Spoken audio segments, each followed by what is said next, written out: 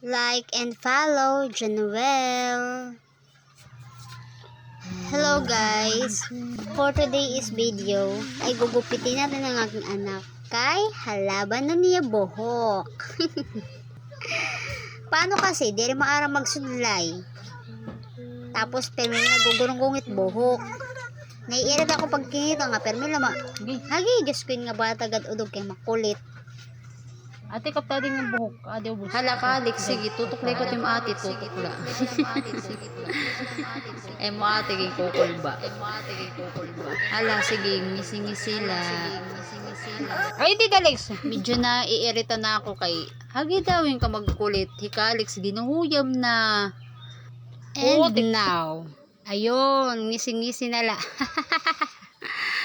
Sige ate, panalamin ani ate. Panalamin na para kumita ka timitsura. Yun. Hay, ang ganda-ganda naman talaga ng anak ko.